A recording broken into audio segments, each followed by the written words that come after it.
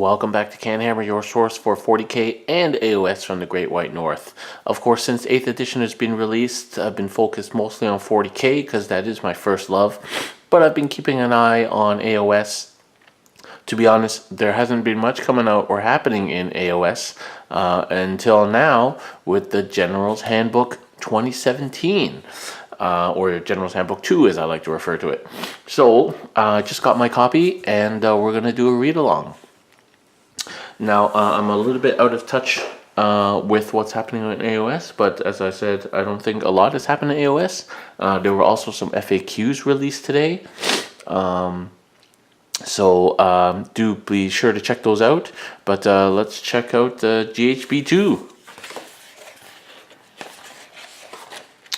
So before we get into it, I'm hoping that GHB2 is a sign of what will happen with 40k. Every year we're going to get a new book released that's going to update the missions, change points, adjust things that need to be adjusted, things like that. It sounds like maybe chapter approved is going to be the 40k version of that. How often it's going to come out is unclear, but in any case, as long as there's some way that they're keeping an eye on the game and regularly updating it, other than like an FAQ every day, then that's great. Alright, okay, we'll skip over the open play and the narrative.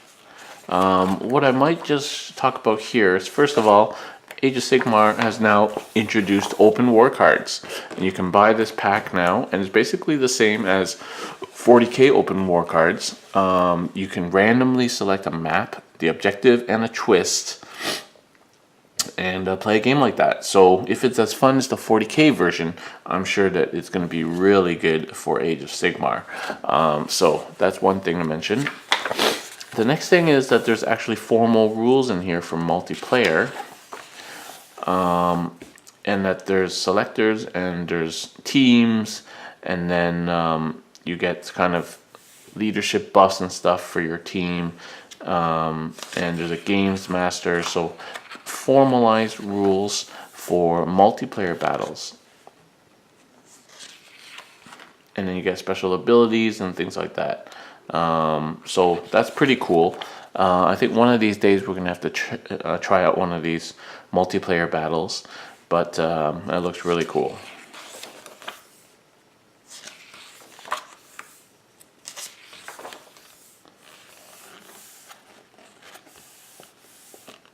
And so when you use the multiplayer battles, you have this Triumph and Treachery. So this is a rule that allows 3 or more players to take part in a battle. Instead of being split into 2 teams, the players are allowed to freely attack each other, and only one player will be the winner. So kind of battle royale rules. So you roll off.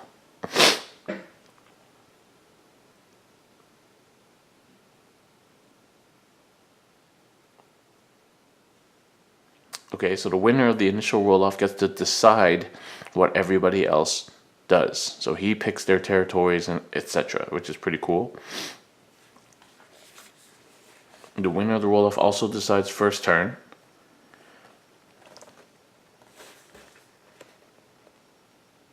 Every player must pick one opponent to be their enemy for that phase.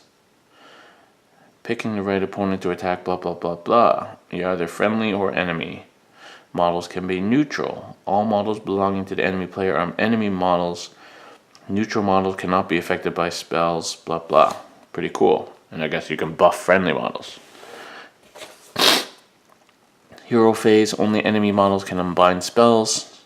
Movement phase, neutral models treat them as enemy models. Shooting phase, only enemy models can be targeted by attack. And charge phase, the first model moved from a charging unit must finish within ½ inch of an enemy model. Combat phase, if your models are within 3 inches of models from any army, then one of those armies must be chosen as the enemy. Interesting. And battle shock. Okay, that's pretty cool. Victory points and bribes. You can track your victory points on a piece of paper, blah blah blah. Bribery. The players may give one or more of their victory points to other players if they wish. For example, you could pay a player a victory point not to attack you. Note that deals and arrangements that are struck before the victory points are handed over are not binding, so be careful you don't give away tokens to players you cannot trust. That's cool. Treacherous Acts, a game called Triumphs and Treacheries. If the players couldn't pull off their trick to this end, the following rules apply to use Treacherous Acts. In order to carry out a Treacherous Act, you will need to spend 1 or more Treachery points. Players gain Treachery points automatically at the start of each battle round, see below. They also have the chance to earn an extra point each time they are a neutral player. You can record a number of treachery points, blah, blah, blah. Battle rolling points. So at the start of each battle round, before deciding who has the first turn, each player gets a number of treachery points depending on how well they're doing. If the player has the most victory points, get 1. The player has the least victory points gets 3. And all other players get 2. After a player chooses their enemy for a phase, all of the neutral players get a chance to gain bonus treachery points. For each neutral player, roll a d6 to see if they gain any extra treachery points. The dice roll is made immediately after the enemy player has been selected. On a 6 or 5+ in a 3-player game, the player gets an extra treachery point. So that's for being neutral, which is interesting. Using treachery points. During any turn, the treachery point a player has accrued can be used to carry out treacherous acts. The treacherous acts are listed on the following page. Declare the act that you wish to use. Spend the relevant treachery points. You must also pass a treachery test. Players can spend 1 extra treachery point to add 1 to the treachery test roll, or 2 to add 2 on a 4+ H6 seeds.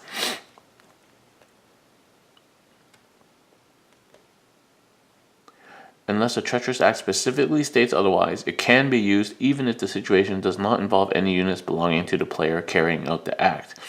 Some treacherous acts are triggered by actions of a unit. Okay, let's see what they are. Oh, there's a lot of treacherous acts here. A whole page of them, in fact. Let's just see. Alright, Alliance. When you are selected as the enemy player, a different player must be chosen as the enemy player. 2 treachery points. Duplicitous Mage. When a wizard is nominated to cast a spell, the wizard automatically fails their casting. Hidden Trap. When a player declares that unit will run, the unit cannot run. Surprise Attack. When a unit is selected to move, add 3 inches to the unit's move. Riches. When a player declares that a unit will charge, have the charge roll for the unit. Okay, well, these are interesting things. Add a little flavor to the game. Yeah, kind of like stratagems, but like potentially reverse stratagems. Ambush. Select one of your units. It can attack any non-neutral unit this phase. It can pile in before making the attack. Sabotage. When a war machine is selected to attack in the shooting phase, the unit cannot shoot, and it suffers D3 mortal wounds for 2 treachery points. Bribe.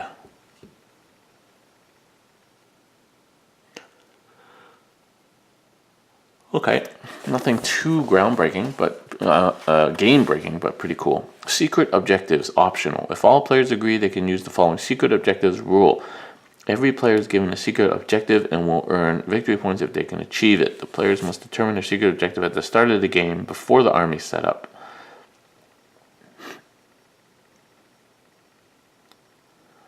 When the objective is achieved, reveal the hidden dice to the other players and score the appropriate number of victory points, then generate a new secret objective. Secret agenda. Inflict 1 or more wounds on models from the army of the player that's set up on your right or left. 1 VP. Pick on the weak. Crush your enemies. Inflict 1 or more wounds on models from the army of a player that has fewer victory points than you. Well, these are pretty easy to achieve. Number 3. Inflict 1 or more wounds on models from the army that last chose you as an enemy. Inflict 1 or more wounds on models from the army that has the same or more victory points than you. Inflict 1 or more wounds on a model that has more victory points than any other players, and slay the general of an opposing player's army. Kingslayer. So, I guess these are a little bit tricky to achieve if the person that you're supposed to try and inflict a wound on is always neutral or not your enemy, because then you can't attack them. Nothing affects them. So it might not be as easy as it seems to just take a wound off somebody. Interesting. And here are the battle plans. Look at that one. That's a little bit of a pain.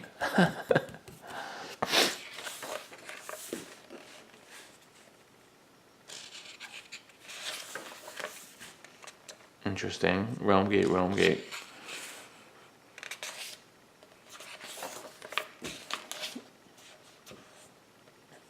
Alright, Triumph and Treachery map campaigns. Okay, so these are for campaigns. Alright, that wasn't even narrative, so this is narrative. Skip over the narrative. You're, of course, welcome to read the narrative on your own time. So I like that Triumph and Treachery thing. That's pretty interesting. Adds a little twist to a friendly game of Age of Sigmar. This is for Siege. Siege warfare. So Siege adds a siege phase. Starve, Batter, Tunnel. And yeah, that's pretty cool. I really like these. We'll have to try some of these alternative ways of playing. Siege, the Great Wall. Have to get some kind of scenery that we can siege. Okay, match play. Let's go. Okay. That's the introduction.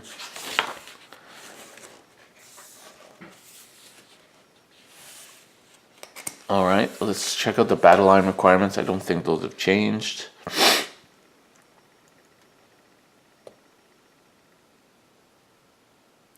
No, so the only thing that they've added for matched play is this thing called allies.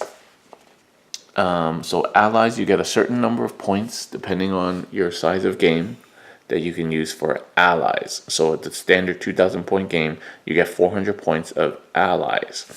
And I guess we're going to find out what that is shortly, but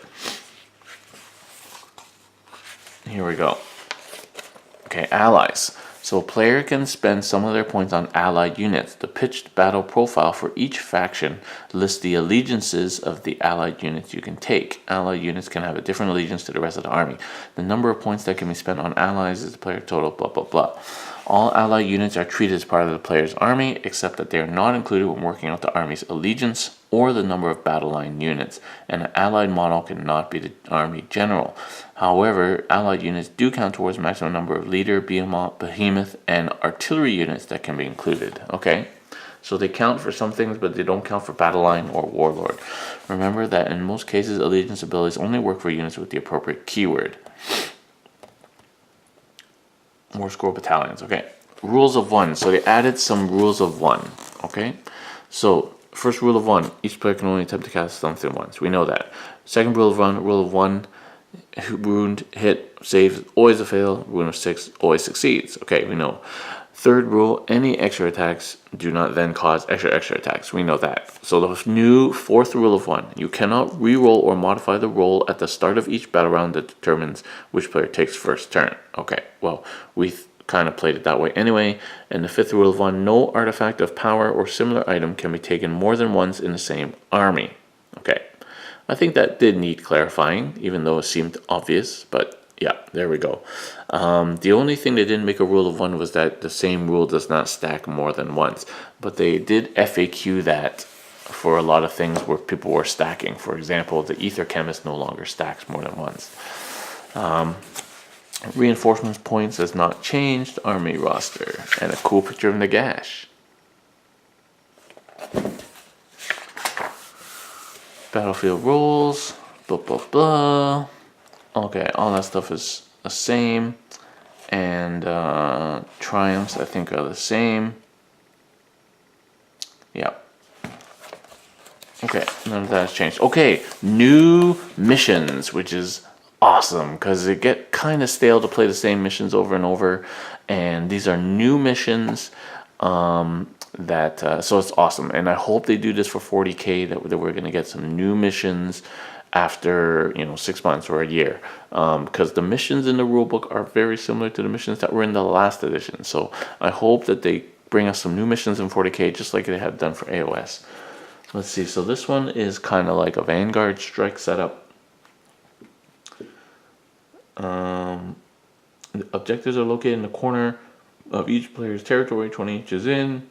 Player controls, blah, blah, blah. One mage immediately. Okay, so this is like Emperor's Will, but with this kind of setup. Total Conquest. Oh my goodness, look at this setup.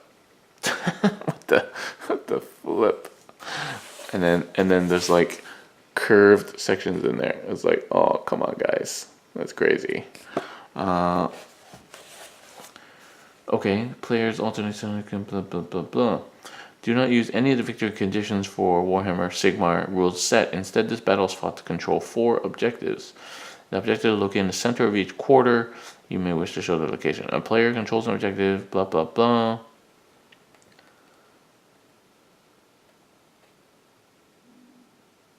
An objective remains under the player's control until the enemy is able to capture it. Each player scores 1 victory point for objective at the end of the game. The player with the most victory points at the end is allocated major victory. Okay, again, it doesn't seem like anything special except for a weird deployment. It doesn't... Yeah, it's got this kind of weird curve thing, which is kind of like, how are you supposed to mark that out? Come on, that's just not useful. Duality of Death. So this is an interesting deployment again. 24 inches apart, but restricted to the middle. This is a setup. Blah, blah, blah. 2 objectives lie along the center line. Control the objective if a hero or behemoth is within 3 inches. Only 1 hero or behemoth can control at a time. If a hero or behemoth slays an enemy or hero, then they immediately gain control of it. And you can control it at the end of any move, not just the movement phase. At the end of each of your turns, you score an objective controlled by hero or behemoth. Number of victory points equal to the number of turns your hero. Okay, so this is the new kind of 3 places of power. Except behemoths can hold it. Okay. Battle for the Pass. So this is just straight up boom boom. Awesome. Objectives. 4 objectives. This is like Border Wars. Player controls an objective if they have a unit of 20 or more models from their army within 6 inches of the objective and the enemy does not. Or failing that, if they have more models from our army within 6 inches than there are enemy models. Control it and you can move away. And yeah, worth 1, 2, and 4 points. Yeah, so this is kind of like Border Wars, except, well, it says you control it if you have 20 or more models from a unit. Or if you have more models from their army within 6 inches. So the 20 or more model thing doesn't really make a difference. That's how I read it. It says unit of 20 or more models from their army within 6 inches and the enemy does not. Or failing that, if they have more models from their army within 6 inches of the objective than there are enemy models. So that means you just need 1 model on it if there's no enemy models. It's kind of weird. Anyway, it's just Border Wars, but with a different deployment. It's a little bit disappointing that these are just the same missions, basically, with different deployments. Star Strike. So this is a half-half deployment again. And then, yeah, beginning of the second round, you get the meteor coming down. 1, 2, 3, 4, 5, 6. Yep, so that's just the meteor again. Okay. And Scorched Earth is this deployment. 6 objectives.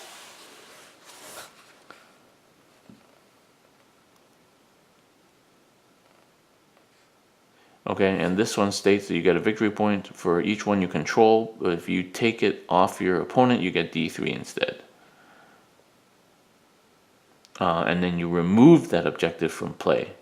And this is only for enemy territories. Okay, so not only do you get victory points for holding it, but then you make the enemy unable to score it. That's pretty cool.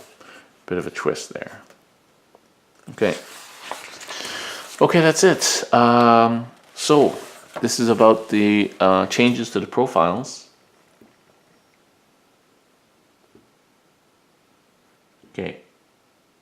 So massive regiments. Sometimes the unit will have 2 point values separated by a slash, 60/200, for example. In this case, the second point value is for a unit with the maximum number of models.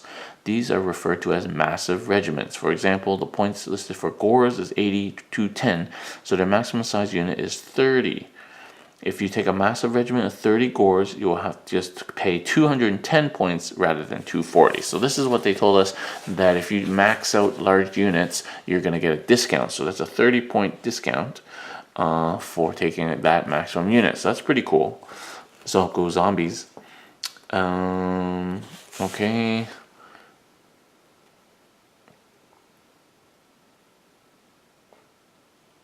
Okay, and then there's the allies, which they already mentioned. And then a good statement here that this takes precedence over every other publication earlier to this, which is awesome. And this is also very awesome. They have marked with a little star every profile that has been updated since the last publication. So good. Why don't they do this for 40k? Huh? Why didn't they put that in the codex profiles? This was updated. This was updated. They should really do that for 40k. Okay. Anyway, I don't really know these things really off by heart, so I'm not going to concentrate. I'll just put it here, and you can read it if you like.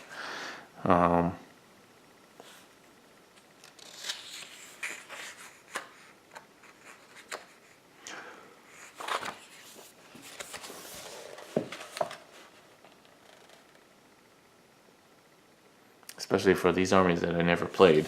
I don't remember what all their points were and everything, so. A lot of things have been updated though. I see a lot of stars. And it clearly states here that, you know, all the Skaven can ally with the other clans of Skaven. Okay, so the one thing I do notice though, let's check it out, is the battalions. Some of the battalions, a lot of the battalions have gone up in price. So let's just look at the Nurgle Taliban, which used to be 100 or 120 points, is now 200 points to take the Taliban. Interesting. Plague Bearers are 100 points each, but now you get a 30-point discount if you take a max unit. Very interesting. Okay, so it looks like they're trying to stamp down a little bit on the use of War Score battalions, which is weird because I thought that was their thing, but I guess not. Tzeentch. So hopefully everything went up in price for Tzeentch. Let's see.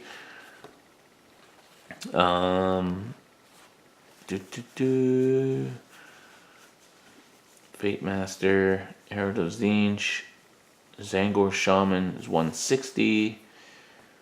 Fate Weaver hasn't changed. Lord of Change has not changed. Blue Horrors, Brimstones.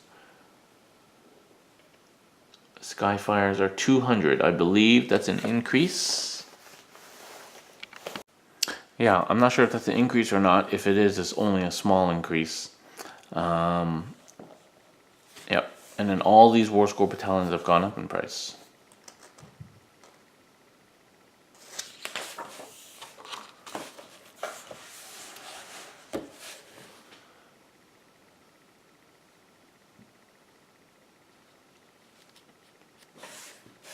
There you go. Keep reading these as you like.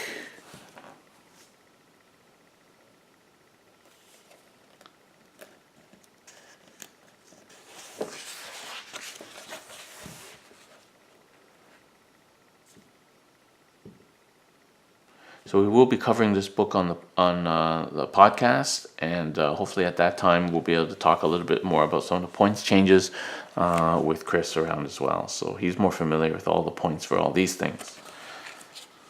All right, death. Let's look at death. So zombies have stayed at 60, but you get a 40 point discount for taking 60 zombies. So it's gone down to 320 instead of 360, which is cool. Direwall's corpse cards unchanged.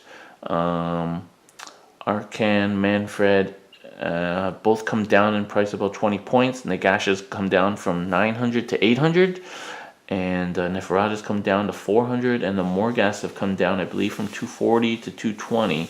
I can't remember if they were 240 or not, but they've definitely gone down in price. Just trying to check what the points were before, but unfortunately, I believe all the points have already been updated on the app. So they're exactly the same as they are here. They say they've been changed, so it must, and these are just single models, so it must be that their points have come down. I can't remember what they are now, but they're the same as they are in the app now. The Necromancers come down. I think it used to be 120, now it's only 110. Cool. Crypt Ghouls. Crypt Ghouls are the same price, 100 for a unit, but now you get a 40-point discount for taking a whole bunch of them. And Terrorgeist has come down. Wait. Possibly. Yes, the Terrorgeist has come down, as has the Zombie Dragon. The Ghoul King has come down from 140 or 150 down to 120. The Quarters are the same price, which sucks because they weren't that good. The Varghulf is the same, and the Aberrant King on Terrorgeist is the same at 400. But on the Zombie Dragon, it's gone down. No, it's gone up, I believe. Crypt Horrors have come 160. Okay, I think Crypt Horrors have come up or down. Yeah, I believe Crypt Horrors went up. Because my list now that I have on the app is 100 points over 2,000, which is, so something must have gone up, and it wasn't the Ghouls, and it wasn't the Terrorgeist, it wasn't any of the Courtiers, so the Crypt Horrors have gone up like 10 points or something like that, which is too bad.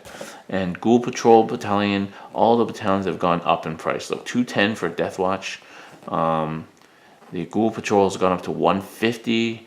Yeah, so Flesh Eaters have been nerfed back a little bit. So Flesh Eaters can ally with Deadwalkers, Death Lords, and Death Mages, which is cool because then you can include those things and not have to worry about losing your allegiance. So for example, in my list I run 60 zombies, and I can take Deadwalkers, I can take zombies, a full unit of the 60 zombies, and not lose my Flesh Eater Court's allegiance or abilities, which is awesome.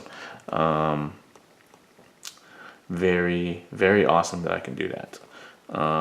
I think, though, I won't be able to splash Mourngulls anymore, so we'll have to see where that falls in. Moving on, Night Haunts. I believe the Hex Wraith went down, everything else stayed the same. Vampire Lord, none of those guys changed. Destruction. Here are your numbers, have a look.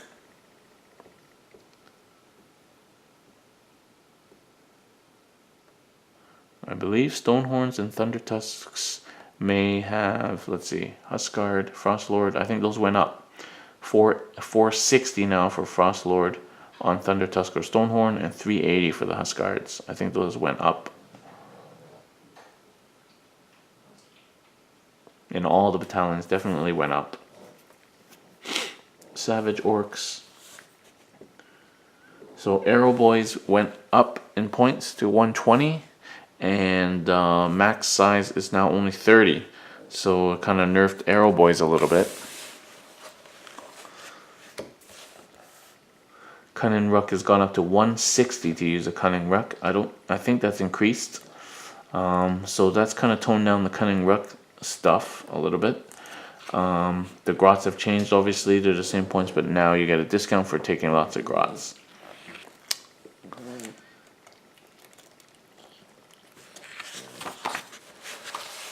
Reggie. The Chaos Cat Reggie has come to check out the General's Handbook. Gordrak has gone down, I believe, 620. Man, I haven't looked at these points for so long, I can't remember the points. I used to know all the points for Gordrak and stuff, but it's gone up. Gordrak has changed. It's 620 now, which I believe is come down. I think it used to be 700. And the Mega Boss is now 460. And all these War Scroll battalions, Gorefist and everything's gone up. Gorefist is now 220 points to use the Gorefist, which is crazy. Iron Fist. Okay. Man-eaters, grots, mangler squid, blah blah.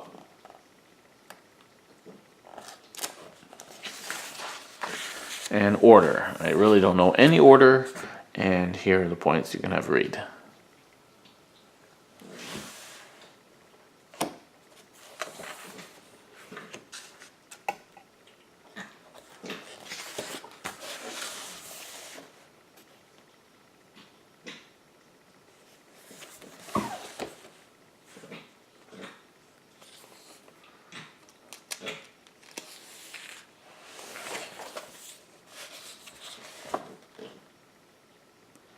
Yeah, I was hoping that they wouldn't have updated the app yet, so I could use the app to compare points. But unfortunately, they have.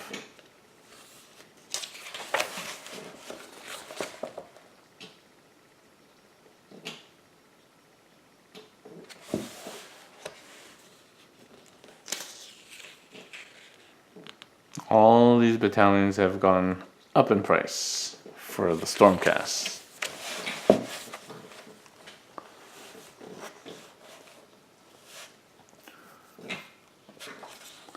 Hopefully the Sylvaneth has gone up in price. The battalions have certainly gone up in price. And the Wildwood is now same price.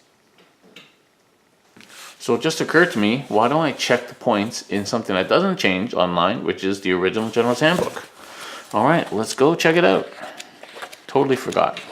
Now obviously this is not going to include things that came out since the handbook came out, but let's check on some things. Let's check on the things that I'm particularly interested in. So death. Let's go back to our death points here. Okay, so yeah, Arcan is down 20 points. Manfred down 40 points, Nagash down 100 as I said, Neferata down 40 points, Morghast down 20 points each. So that's a pretty decent points decrease for those guys. Let's see what Necromancer is down 10 points.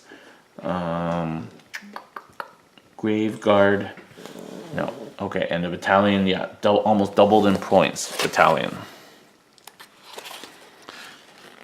Okay, so now we got Crypt Ghoul, same price, Terrorgeist.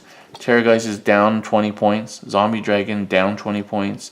The Ghoul King is actually up 20 points for the Ghoul King, which sucks. All the quarters are the same. And of course, the Ghoul King on Zombie is up 40 points for the Ghoul King on Zombie Dragon. Alright, makes it even better now to take the Ghoul King on Terrorgeist. Crypt Horrors have gone up 20 points. Yep, indeed. Crypt Horrors have gone up 20 points per unit. And all the battalions have gone up big time.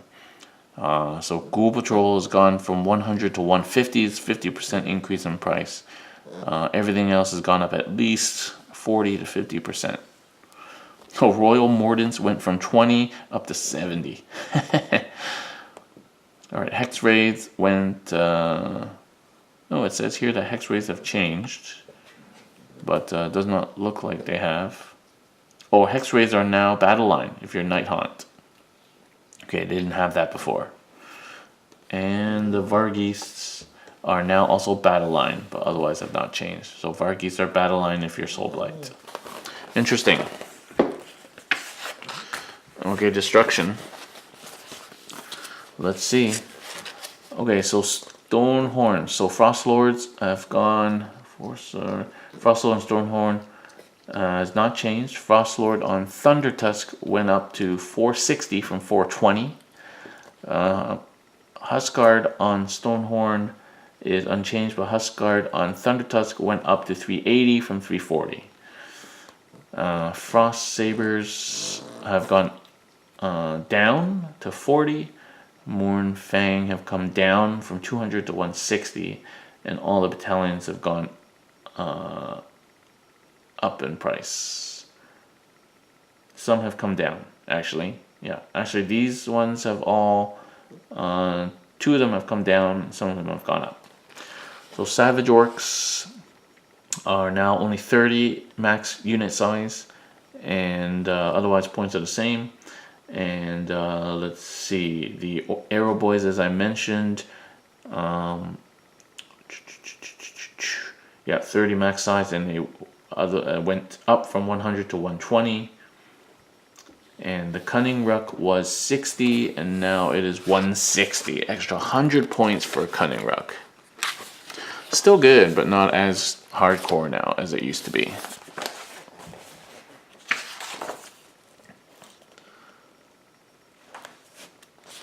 Okay, let's see. Yeah, so Gorefist was 120, and now it is 220. Iron Fist was 60, and now it is 160. So yeah, all those things have gone up. In order. Okay, so that's good. That's a bit of an update on the points there. And there's been an FAQ for the Forge World units, so I know that, for example, that applies to me. The Morngul has stayed at 400 points, but it otherwise has not changed, except that the -1 or -2 to hit is based on Bravery, is not a blanket -1 to hit. So that's still good. Combined with the other things, it's a -2 to hit. I may need to run multiples, and of course the Morngul now is monstrous, so it breaks my allegiance. Okay, so War Scrolls updates. Okay, so here's a War Scroll update for Thunderers. Let's see if they nerfed the gun. Let's see.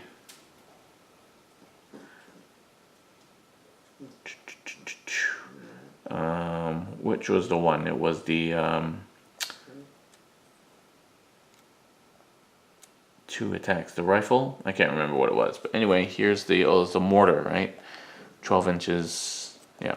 I think they've been nerfed a little bit. Somebody confirm for me who plays Overlords.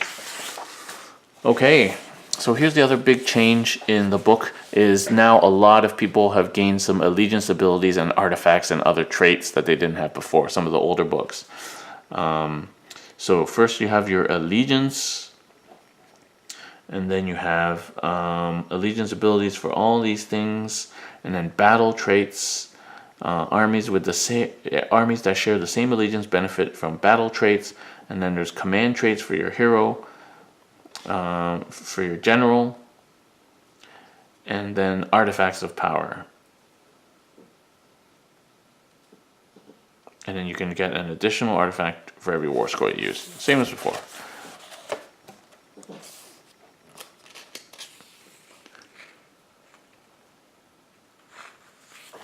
Okay, so I don't believe these have changed. So for overall allegiance of order, you reroll battle shock and you get these command traits, which I believe are the same as before, and these are the artifacts. I can look it up here just to make sure. So strategic genius, inspiring, reckless, yeah, so these are the change, and the artifacts are the same. Quicksilver potion, obstinate blade, relic blade, Hoarfrost, Talisman, and Phoenix Stone. Okay, so these general order ones have unchanged, but now you have new ones for Darkling Covens. So here you go, I'll just let you read that because... And artifacts for Darkling Covens. You have allegiance abilities for Dispossessed. Get battle traits, command traits, and these grudges, which is cool, and dispossessed artifacts. It's cool that they're giving all this stuff for people who don't have actual books. So here's the Free Peoples. Free Peoples.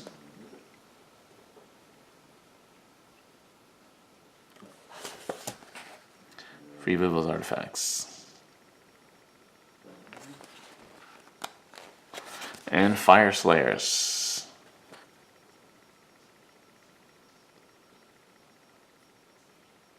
Gold Ruins. They have these ruins, which is pretty cool. There's a lot of flavor to these armies, finally, that have been struggling along.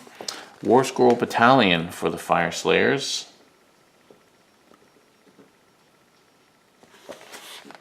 I guess they're not going to get a battle tome anytime soon. So here it is in the General's Handbook. Okay, Seraphon, get some stuff. This is for Nick. Masters of Order, Ancient Sham. Slan Wizards can attempt to unbind enemy spells that are cast anywhere on the battlefield.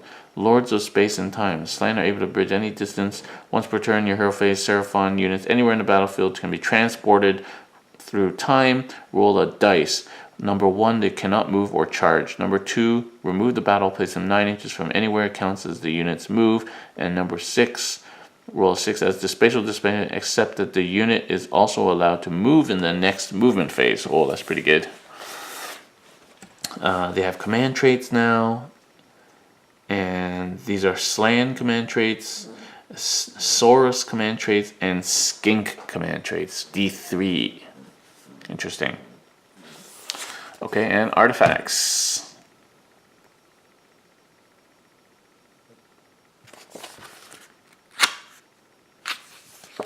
And some War Scroll Battalions for them. Here you go, Seraphon players. Some War Scroll Battalions for you. I guess that also means you ain't going to be getting a book soon, because it's right here in the General's Handbook. There's the Wanderers.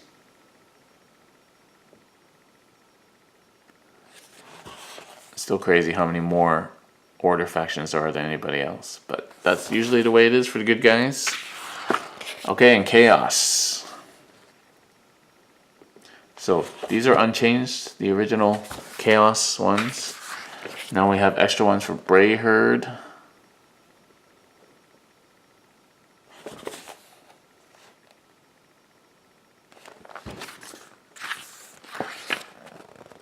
Slanesh.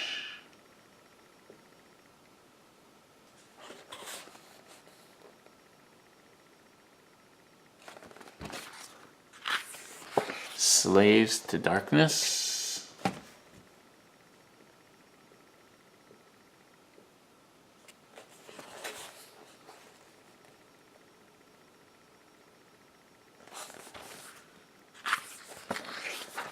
Skaven Pestilence.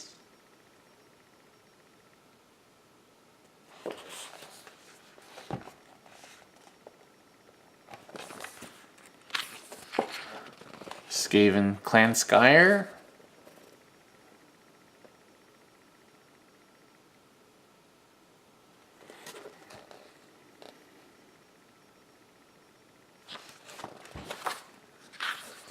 And Death. Alright, so Death still has the 6+ Feel No Pain basically. None of these generic ones have changed.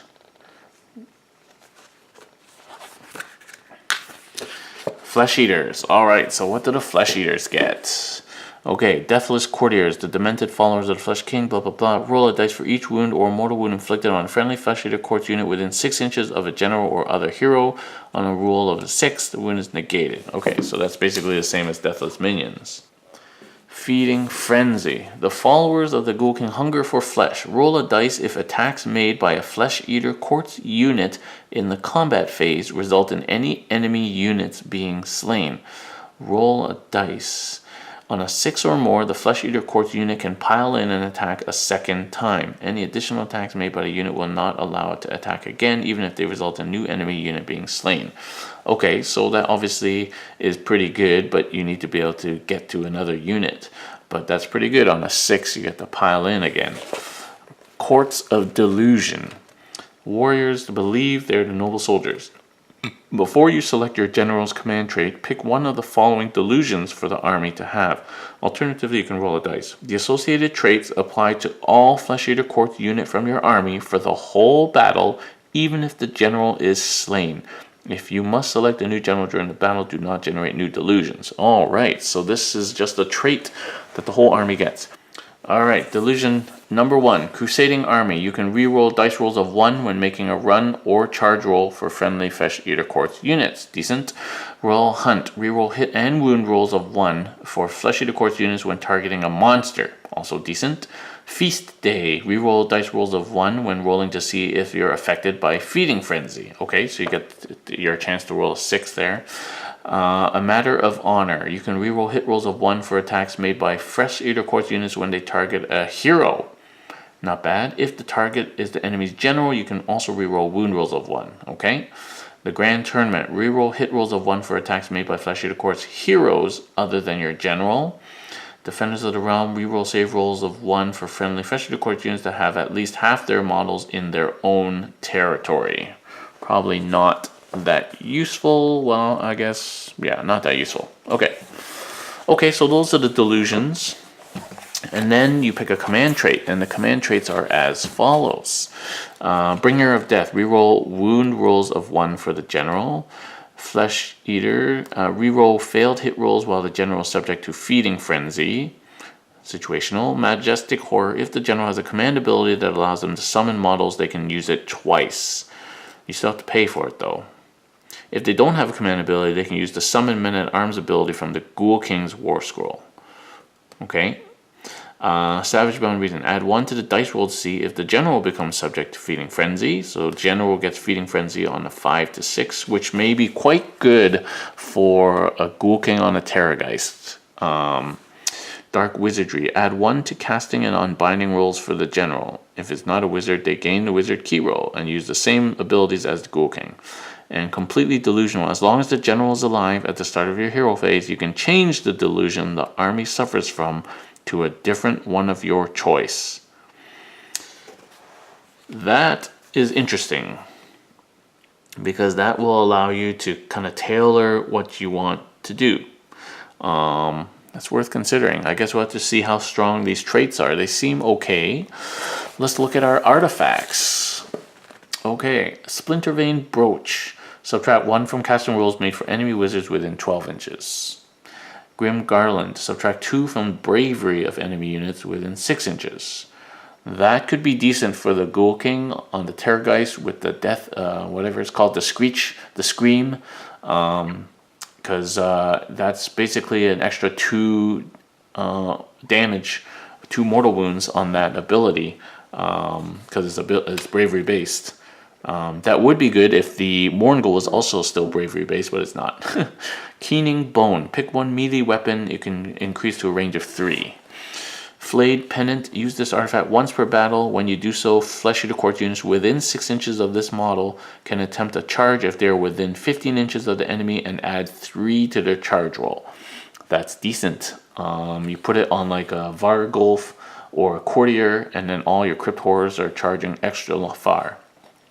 Blood River Chalice. You can use this artifact once per battle and you regain D6 wounds. And Hearts of the Gargant Feast. Use this artifact once per battle in the combat phase when you do reroll failed wound rolls for this model. Okay, so probably the best ones there are the Bravery one, actually, and this Charging one is probably good. Alright, Night Haunts.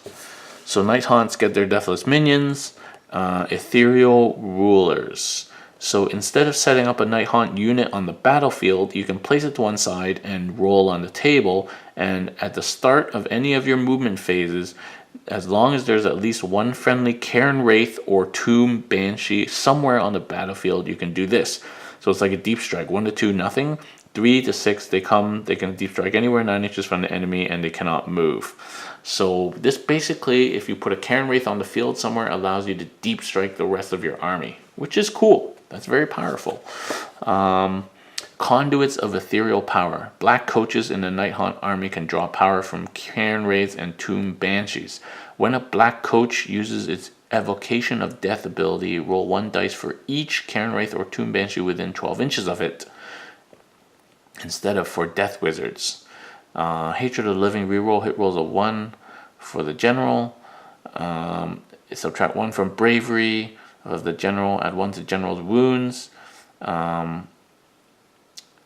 Add 1 to the damage caused by attacks by the general. Add 1 to the general's save. As long as the general's alive, you can re-roll dice rolls when attempting to call a unit. Okay, so I can't remember what the Evocation of Death ability is. But adding 1 to your save roll is very powerful. Especially if your save is 3+, to go to a 2+ is really good. Night Haunt artifacts. Cloak of the Waxing Moon. Your opponent must subtract 1 from wound rolls, which is good. Pendant of the Fell Wind. Add 3 inches to the move characteristics of Night Haunt units within 6 inches. That's pretty good. Dreadbolt Ring. If this model inflicts one or more wounds with this attacks, you can inflict a mortal wound on one enemy unit within 3 inches. Light Shard of the Harvest Moon. You can use this artifact once per battle. When you do so, reroll failed hit rolls for friendly Night Haunts within 6 inches when they're in combat phase. Midnight Tome. The bearer of the Midnight Tome becomes a wizard and knows the Arcane Bolt and Mystic Shield spell and can cast 1. Covetous Familiar. Roll a dice for each enemy unit within 3 inches of this model. On a 4 or more, this suffers 1 mortal wound. This is in the combat phase. That's pretty good. Spread them mortal wounds out. Soul Blights. So Soul Blights get their 6+ feel no pain. Bloodlines, vampires. Before you select your generals, pick one of the bloodlines below. It applies to your army, so same as the Flesh Eater ones. Dragon Warriors. You can re-roll hit rolls of 1 for models that have the Dragon Warriors bloodline if they charged. And Lords of Night models receive the benefit of Deathless Thrall's battle trait even if they are not within 6 inches. Cool. Necromantic. Add 1 to casting or unbinding rolls for wizards with the Necromantic bloodline.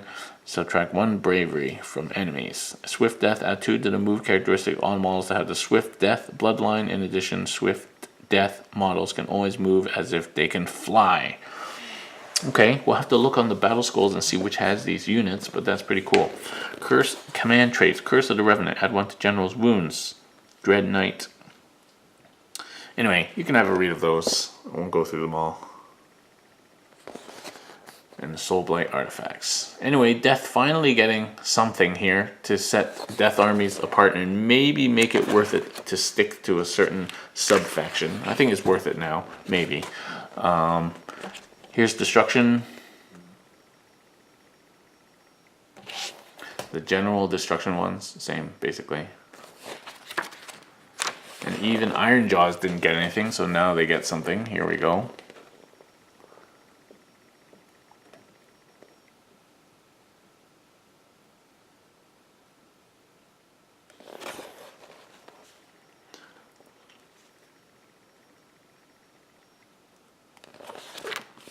Okay, and Iron Jaws get a couple of War Score Battalions as well.